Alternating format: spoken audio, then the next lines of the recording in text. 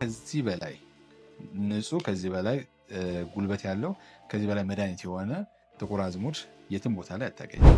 ሌላኛው ደግሞ የብላክ ሲድ ኦይል ነው እና የግሪን ኬር ምርት የሆነውን የብላክ ሲድ ኦይል ከሀገር ውጭ ወጥቶ ነበር እና በጣም ጥሩ ሪዛልት ይዞ ነው የመጣው እና እስኪ ስለሱ ማጫወተን ምን ነበረ? የት ነው ሄደው? እኛ እንግዲህ እንዴት አለ መሰለሽ ብዙ ጊዜ ብዙ ቦታ ላይ ይዘነው እንሄዳለን ምርቶቻችንን አንዳንድ ቦታ ላይ ከሀገር ውጭ ይዘናቸው እንሄዳለን እና ከሀገር ውጭ ይዘናቸው በምንሄድ ጊዜ ብዙ አይነት ውጭ የሚሰሩ ነገሮች ስላሉ ቻሌንጅ ይገጥምሻል፣ ቀላል አይደለም። እና አሁን የጥቁር አዝሙድ ዘይት እኛ ሀገር ብዙ ቦታ ልታይ ትችላለሽ።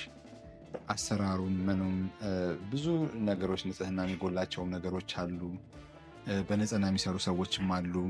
ግን ትንሽ ይሆንብሻል፣ ያንን ለማግኘት ይከብዳል። እኛ ጋር ደግሞ ስንሰራ ምንድነው እያንዳንዷ ነገር ታጥባ ምን ተብላ ንጽህና ኖሯት ነው የሚሰራው እና ስታወጩ ጭቃው ራሱ ስታጥቢው ስታነሹ ጭቃው ማመን ነው የሚያቀተው። ሰው ያንን እንዴት አይተሽዋል አይደለ?